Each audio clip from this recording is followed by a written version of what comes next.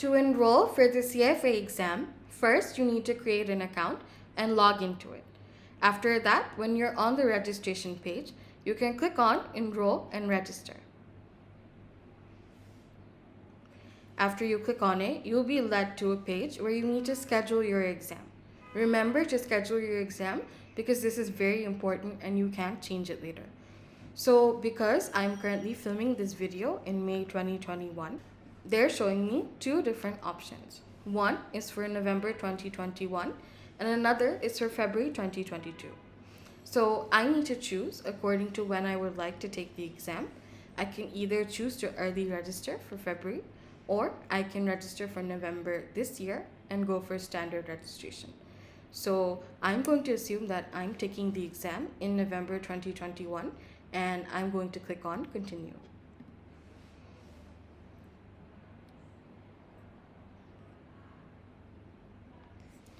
There are 9 steps to the registration process. In the first one, they ask you about your address, the country you're in, and so on.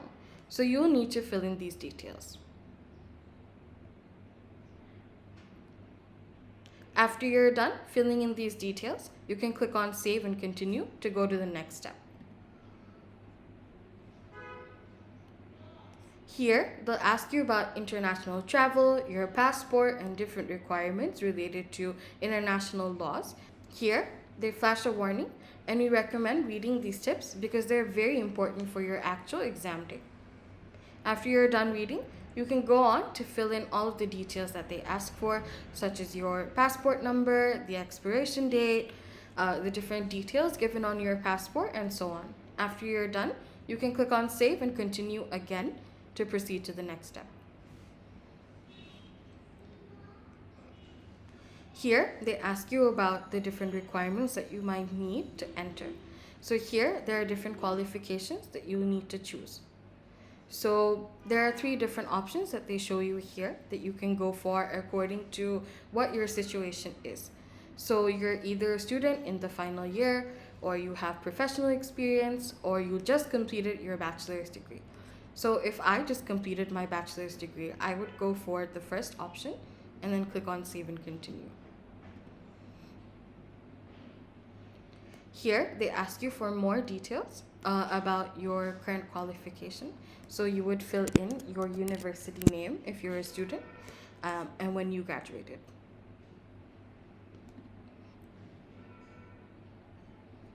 In the next step, they ask you for your current employment status. So you can either be a student, unemployed, retired, employed. It completely depends on your situation. If I were to go for a student, if I was doing another professional degree, I would choose student and click on Save and Continue. Here, you would need to fill in the university name where you're doing your advanced degree after your bachelor's, if that's the case for you. And then you can fill in the details and Save and Continue. If you're someone who is working, you would choose employment and then they would ask for your different employment details, company name, and so on.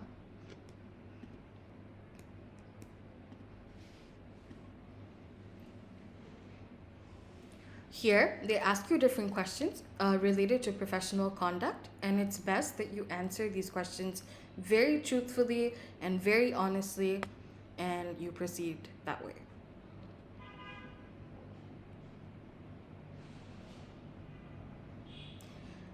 After you're done filling in all of the questions and answering them, you can click on Save and Continue to proceed again.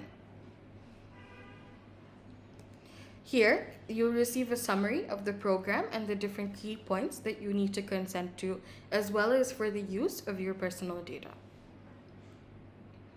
We recommend that you read this very carefully because you should know what you're accepting and what you're consenting to. When you're done reading, if you agree, you can accept the terms here.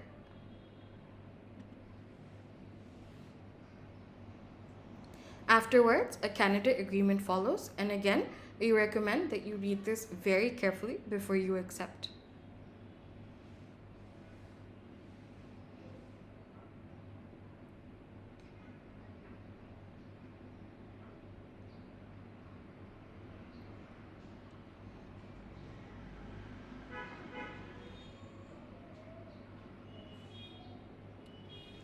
Here, after you're done reading, if you accept, you can click on it, I accept and understand again, and continue.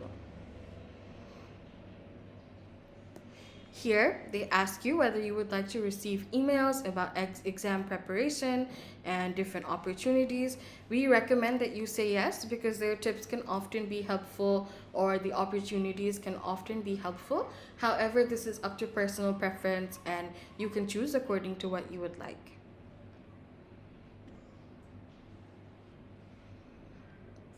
Here, you can review all of the information that you put in the earlier 8 steps. Here, a tip from PFS is if you're unsure about when you would like to take the exam, you can fill in all of your information up to here and then later check out and complete your payment, because once you've completed your payment, you can't change the date that you would like to take the exam. So if you're unsure, you can just save all of your information now and later change your exam date according to when you would like to take the exam. If you're sure about taking the exam in November 2021, you can review all of the information that you put in and then continue to check out.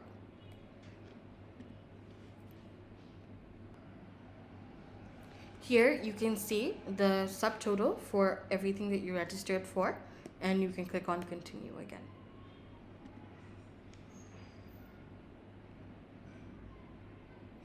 Here, there are 2 different methods that they offer for our region: credit card or Alipay, or often they will show you wire transfer or Chase payments, and you can choose according to the method of payment that you would like.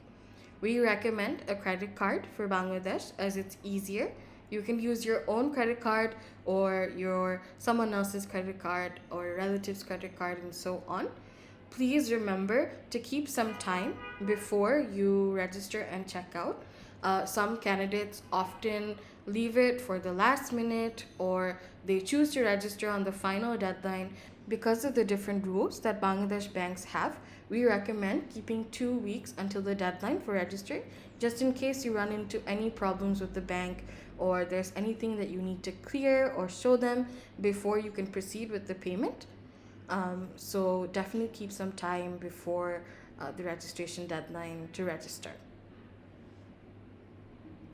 Another thing we would like to note is if you choose to go for Alipay or Chase transfer, only then after you continue should you choose the invoice option. If you're paying by credit card, do not choose the invoice option as it leads you to a completely different page, which then becomes confusing. So to keep it simple, unless you are paying through Alipay, Chase, or wire transfer or any other method, then do not click on invoice after you click on continue here. So if you're happy with everything and you decide to go by the credit card method, then fill in your credit card details and then click on continue, and it will proceed to payment and then confirmation. We hope that this video helped you in understanding how to register for the CFA exams, and you can definitely reach out to Professional Finance Studies for any other tips that you might need. And we wish you all the best for your exams if you're a candidate that's registering.